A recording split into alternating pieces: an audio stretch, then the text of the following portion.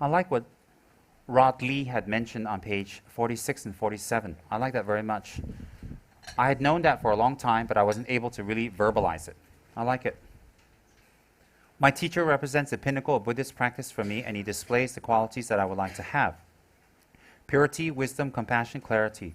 The lineage in Tibetan Buddhism is particularly special because it means that my teacher had a wonderful teacher, who had a wonderful teacher, and so on. Each teacher is answerable to a teacher. This keeps the lineage pure and clear, and not so many misunderstandings or abuse of the teachings arise. In some other disciplines, you will find new age gurus, so to speak, popping up and proclaiming themselves as gurus. I'm not denouncing them or patting them on the back, but sometimes you will find that some of their teachings are not in the best interest of their students. When that happens, I have to ask, what are they doing it for? Maybe for wealth, power, or fame. This is what I stressed with some of you before. Whether we accept a person as our guru, whether we think of a person as our guru, or whether we don't think of a person as our guru, for many of us, it doesn't really matter. But what the person is speaking and talking about must have a lineage. So this doesn't just come from my training from Holy Ganden Monastery. You can see this in other lineages and other trainings also. And this one's from a wonderful, I assume this gentleman is an Australian gentleman. I assume, Mr. Rod Lee. So therefore, what I'm trying to say is, he's an advanced student, and he's been asked for by Acharya Geshe London to teach in the centers. So therefore, he himself also mentions that when we want to teach the Dharma, when we want to share the Dharma, or we want to open our mouth about any spiritual practice, we simply cannot make it up from the goodness of our heart. Even if our heart is very good, we can't just simply make it up. We can also have visions, and we can also talk about visions, and we can also use magic and theory and gods and Buddhas and deities and angels to appear to us to speak to others either. Why? It may or may not be valid for many reasons. I've talked about that in the past. And on top of that, if we want to convince people of powerful intellectual background, it's very important to have a lineage. If we have a lineage, the fear of abuse, wrong teachings, or twisted teachings, or misunderstood teachings. Some people don't go and teach things to people that are wrong on purpose. They have a good heart, but they don't know what else to say or do for someone. So when we have a lineage, when we follow a correct lineage, meaning a lama who has a lama, she or he has a lineage, then it's much more profound. That's why when I recommend Dharma books to people, I recommend a few authors. You guys all know me very well. I recommend a few authors. I'll tell you why. Because I like them? No. Some of them I've never even met. I don't know. I've never received any teachings from them. But when I read them, they state a source. And the source is not simply pulled out of the air. That source has a source. That source has a source. As the great glorious Khepje Saram said many years ago, we cannot give a teaching without stating the lineage or the source or where it comes from, even if we're a highly enlightened being. Why? It doesn't help unenlightened beings like us. It doesn't help.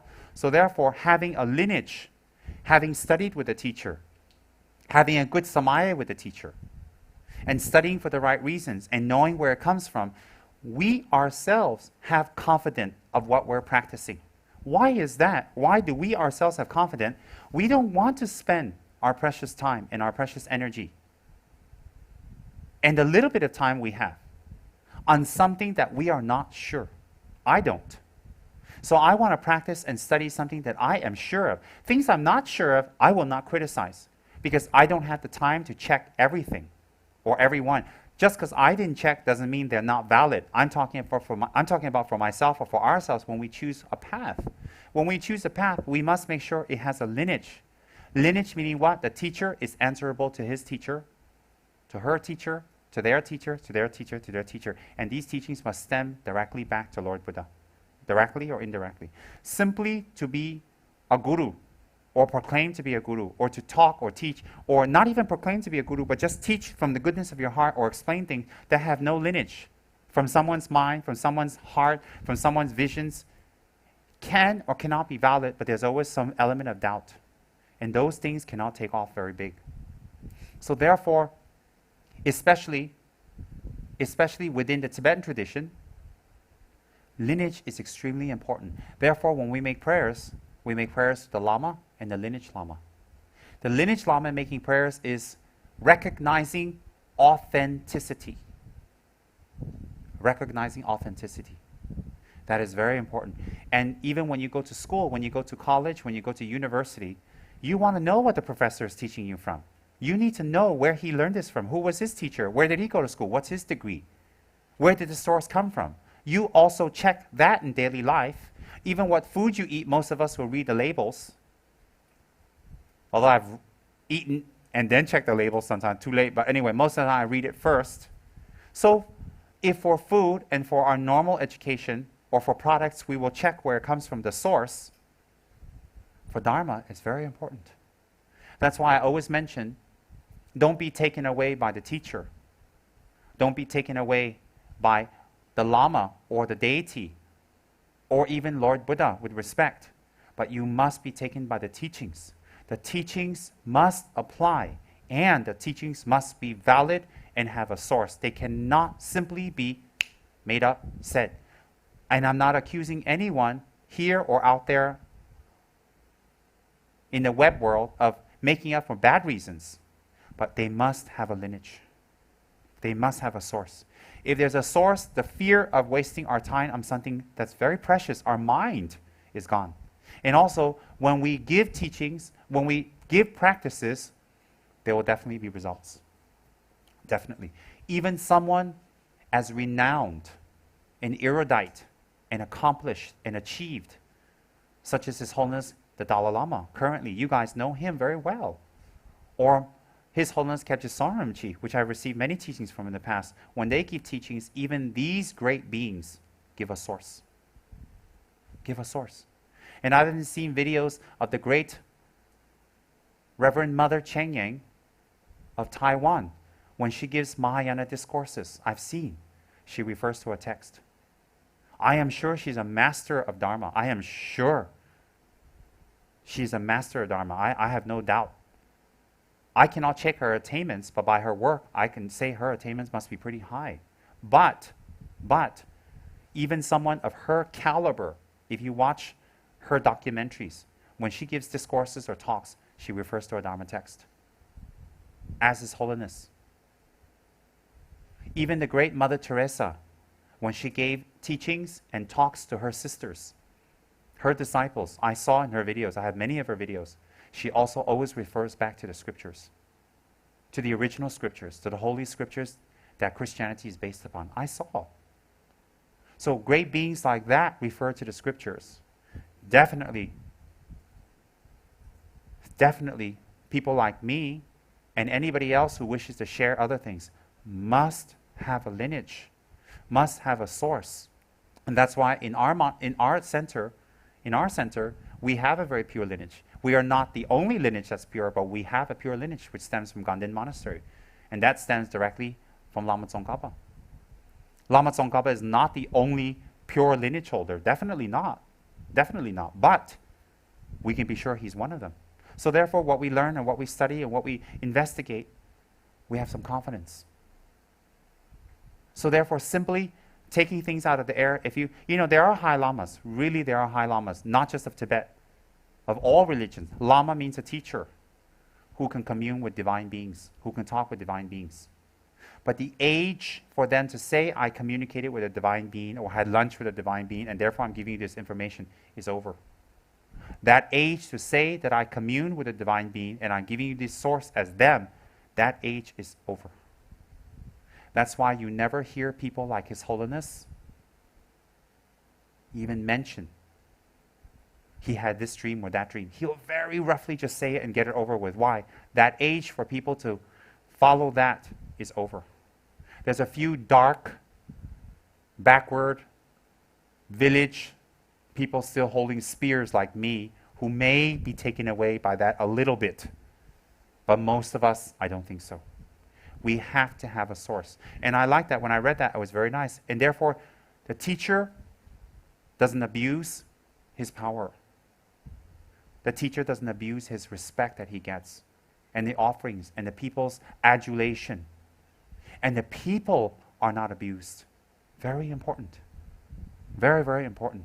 So to follow a lineage, to follow a source, I cannot overemphasize. We have to have a lineage and a source. We have to state it. All right? So for anybody who's valid and they're teaching anything valid, you see, let me give you I'll give you something to think about.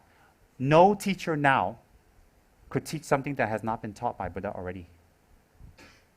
No teacher can teach something that has not been taught by Buddha. Impossible. So therefore, they're just repeating what Lord Buddha has taught 2,500 years ago. If it's for enlightenment. It's for secular power, I have no idea. But if it's for enlightenment, no teacher can teach something new that the Buddha hasn't taught. That would mean that someone else is a Buddha, or they're better than the Buddha, or the Buddha was wrong. That cannot be possible. So therefore, whatever we teach must stem from Lord Buddha. Therefore, we wouldn't have any problems quoting where it's from, would we? Some of us went for the teachings of Gelek Rinpoche. I went recently, just a few weeks ago, when His Eminence was here. And you saw His Eminence. He gives an appearance of, he's a little bit calm and relaxed, and if I may say with respect, slow. He gives that appearance when he gives a teaching, no way. When he quotes from the scriptures, no way. Everything he said, he kept quoting.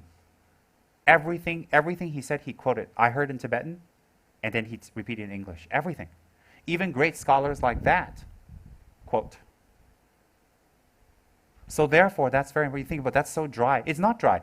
We don't actually have to quote to everybody everything we say, but we can interpret that meaning to something more easier and simpler for today's people.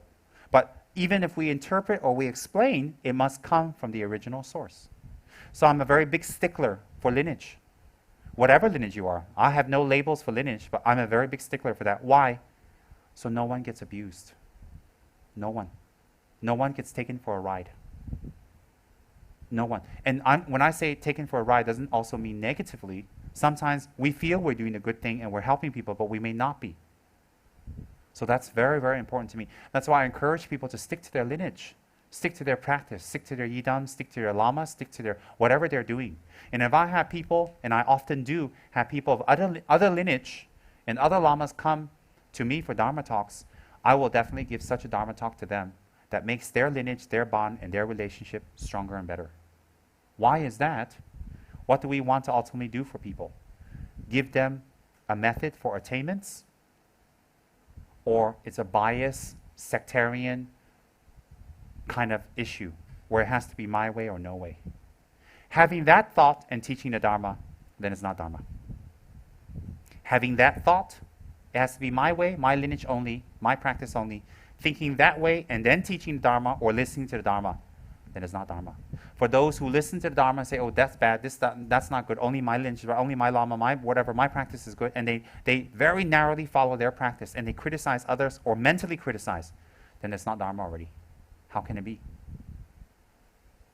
How can we cut this finger, and only want this finger, or cut this finger and only want this finger? We need all five. Doesn't make sense. So therefore, with that type of motivation is also wrong.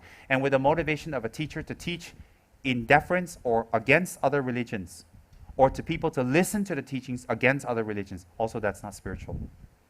That cannot be spiritual. It cannot be Dharma at all.